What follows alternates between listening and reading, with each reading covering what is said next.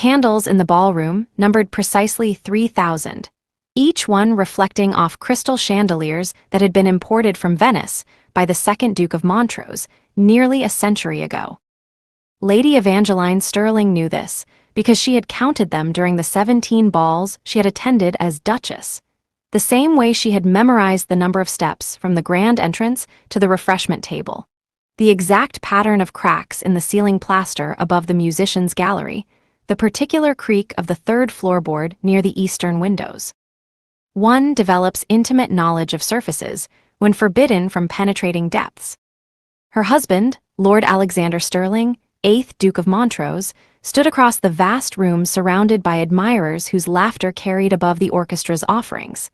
He was telling a story, she could discern from the animated gestures, probably the one about the hunting accident in Scotland that had nearly cost Lord Pemberton his favorite hound. He told that story frequently. It always produced the desired effect. Evangeline watched his mouth move without hearing his words. The distance between them exceeded the physical space of the ballroom. It encompassed years. A woman brushed past without acknowledgement, her elaborate gowns sweeping against Evangeline's simpler attire with the casual disregard one might show a potted plant positioned inconveniently in a thoroughfare. The Countess of Ashworth, whose friendship with Alexander predated his marriage, and whose relationship with him occupied territory that Evangeline had learned not to examine too closely. No apology was offered for the contact, none was expected. Evangeline lifted her glass of champagne, which had grown warm in her hand because no servant had approached to replace it, and took a sip that tasted of nothing. She had been standing in this exact position for 43 minutes. In that time, precisely 2 people had addressed her directly. An elderly baron who had mistaken her for someone else and apologized profusely upon recognizing his error. A young debutante seeking directions to the retiring room, who had not waited for Evangeline to finish speaking before walking away. The Duchess of Montrose was invisible at her own husband's celebration. This was not unusual. This was, in fact, the established pattern of her existence. 9 years ago, she had arrived at Montrose Hall as a bride of 18, trembling with a combination of terror and hope that subsequent experience would reveal as profoundly naive.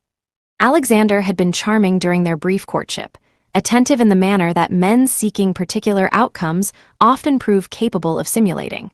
Her family's shipping fortune required aristocratic legitimacy. His estates required liquid capital. The arrangement satisfied requirements that had nothing to do with the individuals being arranged. The wedding night had been awkward but not cruel. The months following had been tolerable, Alexander maintaining a version of husbandly attention that, while mechanical, at least acknowledged her presence. She had believed that affection might develop, that proximity would generate connection, that the love her mother had promised would eventually arrive was simply delayed in transit. Then she had produced an heir. William was born 13 months after their wedding, healthy and male, his existence satisfying the primary purpose for which Evangeline had been acquired. Alexander had visited the nursery once, confirmed that his succession was secure, and thereafter regarded his wife as a contractual obligation whose essential terms had been fulfilled. The invisibility had commenced gradually, meals taken separately due to schedule conflicts that somehow never resolved. Social events where he arrived with her but immediately vanished into circles that did not include her. Conversations interrupted by more important personages whose claims on his attention superseded whatever she had been attempting to communicate. By the 3rd year, Evangeline had stopped expecting acknowledgement. By the 5th, she had stopped hoping for it. By the 7th, she had stopped feeling the absence as pain.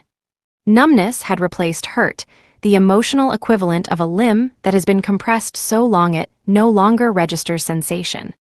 Now, at 27, she existed in her husband's household like a ghost that had not yet recognized its own death. The champagne glass was finally empty. She placed it on a passing servant's tray, the young man startling slightly at her sudden presence as though she had materialized from air. His surprise wounded more than it should have. Even the staff had learned to overlook her. She moved through the crowd toward the terrace doors, her passage producing no ripples in conversations that continued uninterrupted around her. Bodies shifted to accommodate her movement without conscious recognition of whose movement they were accommodating. She was a force that displaced air without disturbing attention. The terrace offered cool relief from the ballroom's accumulated heat.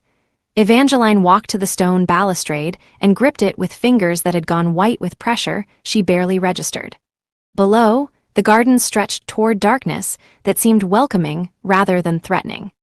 The maze her predecessor had planted 100 years ago spread its geometric patterns across the moonlit lawn. She could disappear into that maze. She could keep walking until its paths consumed her, until she became as lost physically as she already was in every other sense. Behind her, music and laughter continued without interruption. "What are you doing out here alone?" The voice belonged to Lady Catherine Hartley, a distant cousin of Alexander's whose kindness had occasionally penetrated Evangeline's isolation over the years. Catherine was 62, widowed, possessed of the freedom that age and independence provided women whose obligations had been completed. "I required air. You required escape. Different thing entirely." Catherine joined her at the balustrade, her substantial presence somehow more comforting than any number of younger, more fashionable companions might have been. "I watched you in there, standing alone while your husband entertains as though his wife were a portrait on the wall rather than a person in the room." Evangeline said nothing. What was there to say? "How long do you intend to continue this, my dear?" "Continue what?" "This half-life. This existence as appendage to a man who cannot be troubled to remember you exist.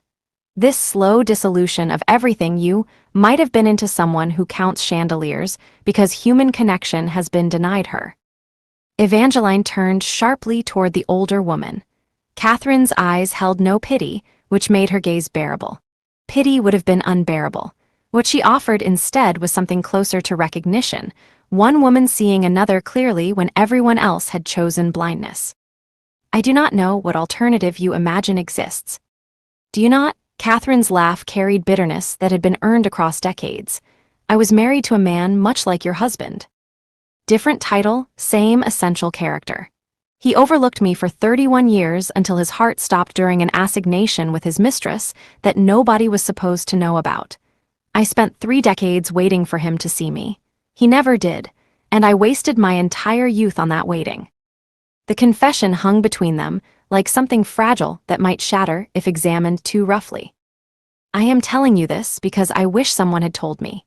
Do not waste your years waiting for a man who has demonstrated his incapacity for attention.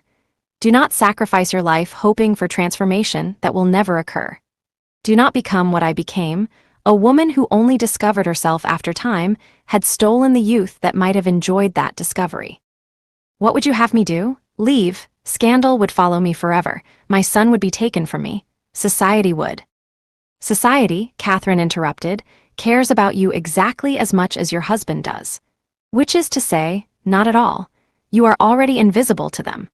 The question is whether you will remain invisible in a place where invisibility causes you pain, or whether you will seek somewhere that your presence might actually be perceived."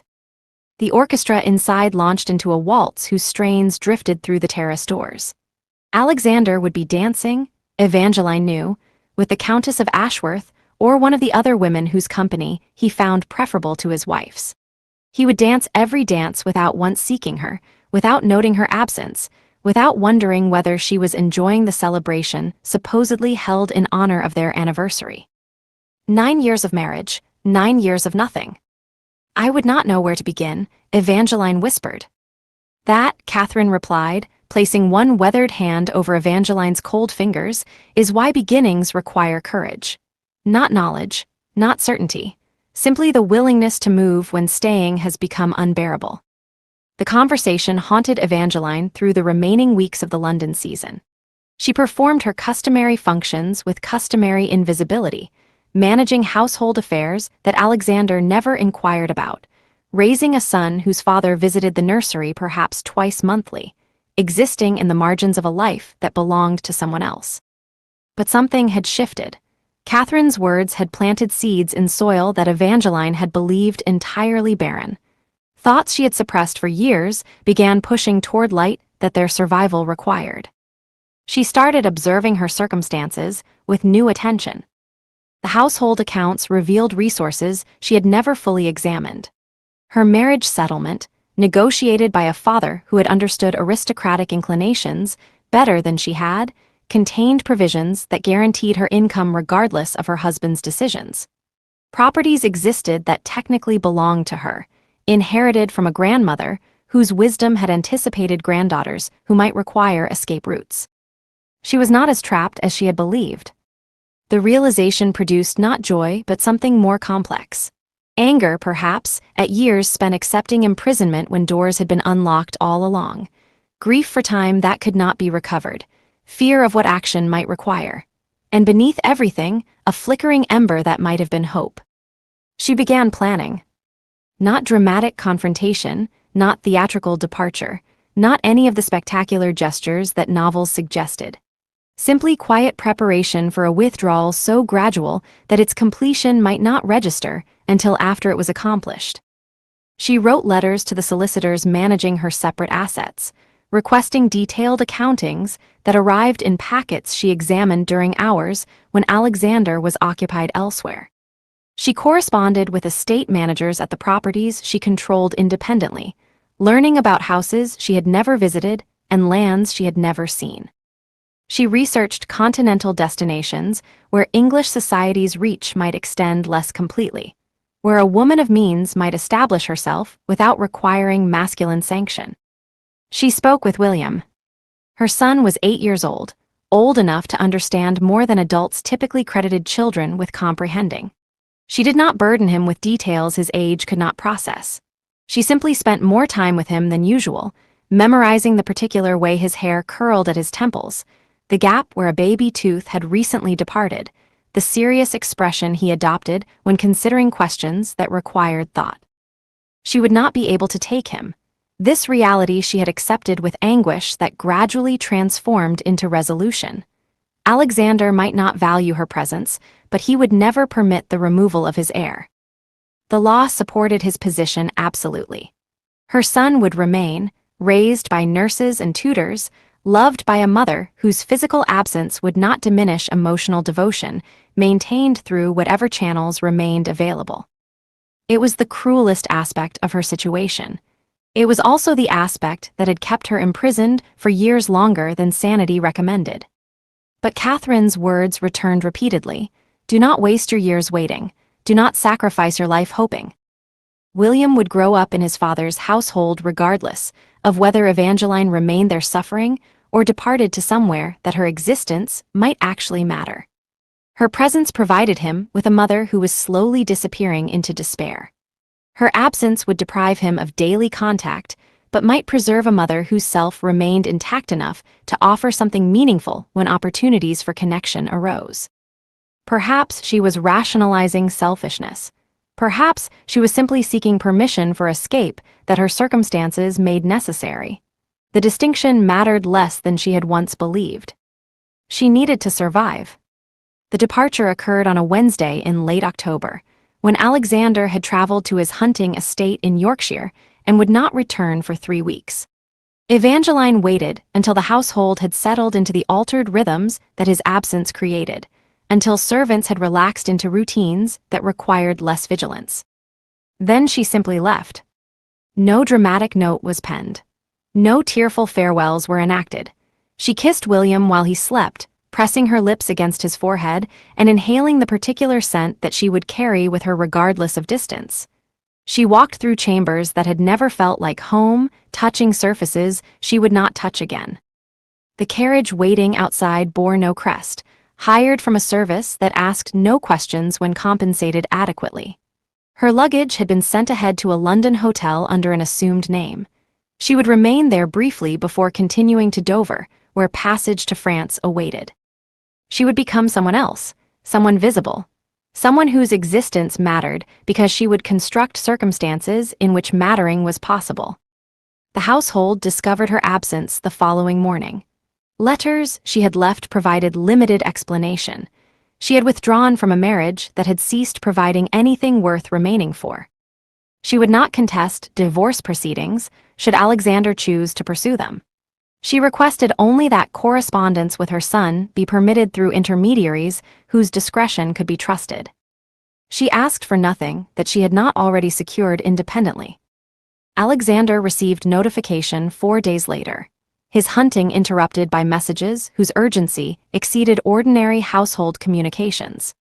He read his wife's brief letter 3 times, struggling to comprehend how the woman he had married, the quiet, compliant creature who had never demonstrated capacity for independent action, had simply walked away from her life. He felt oddly, something resembling respect. He had not known her capable of this. He had not, he realized with uncomfortable clarity, known her at all. 9 years of marriage had produced a son, maintained a household, satisfied social obligations, and generated absolutely no genuine understanding of the person who had accomplished these things while he looked elsewhere. She had been invisible because he had chosen not to see her. The recognition arrived too late to produce different outcomes. Evangeline had departed, and Alexander could not pretend that pursuing her would represent anything other than wounded pride seeking satisfaction. He had not valued her presence. He could hardly claim devastation at her absence. But he noticed that absence in ways he had not anticipated. The household functions she had managed silently now demanded attention he found tedious. Social correspondence she had handled without acknowledgement now required his intervention. William asked about his mother with frequency that revealed bonds Alexander had not observed developing. The machine that had operated invisibly now revealed its mechanisms through their dysfunction. He had possessed a wife who made everything function smoothly while expecting nothing in return, except the recognition he had withheld. He had been, he admitted privately, a fool. Evangeline established herself in Florence, where a community of expatriates provided social context that required no husband to navigate. Her resources proved adequate for comfortable independence. Her education, broader than Alexander had ever troubled himself to discover, permitted engagement with artistic and intellectual circles whose members found her perspectives genuinely interesting. She was seen, she was heard, she mattered. Letters from William arrived monthly through Catherine, who had volunteered to serve as intermediary without being asked. The boy wrote in careful handwriting about lessons and horses and the questions he wished he could ask in person. Evangeline responded with equal care, maintaining connection across distance that geography measured, but emotion transcended. Alexander made no effort to pursue her. The divorce she had offered to accept never materialized. He remained technically married to a woman who lived thousands of miles away. Their union, a legal fiction that satisfied requirements, neither felt motivated to formally dissolve. Occasionally, word reached Evangeline about her husband's activities. He had not remarried, could not remarry while she lived, and their marriage persisted. He had continued his social prominence, though observers noted something altered in his manner. The easy confidence that had characterized his public persona had acquired edges that suggested private reckonings whose details remained obscure. She found that she hoped he was not miserable. The anger she had expected to feel had not materialized, replaced by something closer to indifference that was itself a form of healing. He had been incapable of seeing her. She had removed herself from his blind gaze. Neither outcome represented villainy, merely incompatibility that should have been acknowledged years earlier. Her 5th year abroad brought unexpected resolution. Alexander appeared in Florence without warning, his presence announced by a card delivered to her residence on an April morning when spring had transformed the city into something approaching paradise. She considered refusing to receive him. She ultimately decided that curiosity exceeded reluctance. He had aged. The realization surprised her, though mathematics should have prepared her for changes that a decade would inevitably produce. Gray had infiltrated the dark hair she remembered. Lines had established themselves around eyes whose arrogance had softened into something that might have been weariness or might have been wisdom. He looked at her with attention she had never received during their marriage. "You appear well," he said. "I am well. Florence suits you." "It does." They sat in a parlor, whose furnishings Evangeline had selected according to her own preferences. Surrounded by art she had chosen and books she was reading and evidence of a life she had constructed without masculine consultation. He examined these surroundings with something like interest, as though seeing her clearly for the first time by observing what she had created in his absence. "I came to apologize," he said finally, "not because I expect forgiveness or because I imagine that words can remedy years of neglect. I came because I should have seen you and I did not. I should have valued you and I failed to. I should have been a husband in more than legal designation, and I was not. These truths became apparent after your departure, which is itself evidence of how thoroughly I had failed. A man should not require his wife to vanish before recognizing that she existed." Evangeline listened, without interrupting. "I will not ask you to return. I possess no right to ask that and no expectation that asking would produce agreement. I ask only that you believe my recognition is genuine, however belated. I see you now. I see who you were, who you have become, who you might have been if married to someone capable of perception that I lacked. I see you, Evangeline. Finally, inadequately, too late to matter, but I see you." The speech concluded. Silence occupied the space between them. "Thank you," Evangeline said eventually. Alexander blinked. "For what?" "For finally looking. It does not undo the years when you refuse to. It does not restore what was lost or repair what was broken. But it matters that you acknowledge what occurred. It matters that you see me, even now when seeing produces no practical benefit." She rose from her chair, and he rose with her, the ingrained courtesies of their class persisting regardless of circumstances. "I wish you well," she continued. "I hope you find whatever contentment your nature permits. I hope William grows into a man who does not replicate his father's errors. I hope that the years remaining to you contain more genuine connection than the years you wasted overlooking someone who would have given you everything if you had only troubled yourself to notice her presence." "Is there nothing I can offer?" he asked. "You can continue permitting my correspondence with our son. You can refrain from interfering with the life I have constructed here. You can remember, when convenience suggests forgetting, that I existed and that your treatment of me was wrong." Alexander nodded slowly. "And perhaps," Evangeline added, "you can learn to see whoever occupies your attention in the future. Whoever she is, she deserves better than invisibility. Every woman does." He departed the following morning, returning to an England that seemed somehow diminished compared to what he had found in Florence. His wife would remain abroad, their marriage persisting as technicality rather than relationship, their separation permanent in everything except legal designation. But something had changed. He had seen her, finally inadequately, far too late. And she had allowed that seeing to matter, without permitting it, to alter the course she had charted for herself. Evangeline lived another 37 years, dying peacefully in the Florentine villa that had become more home than any English estate had ever been. William visited frequently as an adult. His relationship with his mother deepening as maturity provided understanding that childhood had not permitted. He inherited her clarity of vision along with her fortune, becoming a husband whose attention his wife never had to doubt. Alexander passed 5 years before her, his death announced in newspapers that reached Florence weeks after the event. Evangeline read the obituary with emotions too complex to categorize. He had been her husband. He had failed her profoundly. He had eventually seen her, which was more than many neglected wives ever received. She placed the newspaper aside and walked into her garden, where spring was performing its annual resurrection of beauty that winter had temporarily obscured. The world continued regardless of who departed it. Lives continued regardless of who failed to perceive them.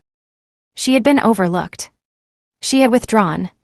She had survived and thrived and mattered. That was enough. That was everything. What do you think of Alexander and Evangeline's story? Let us hear your thoughts in the comments sections.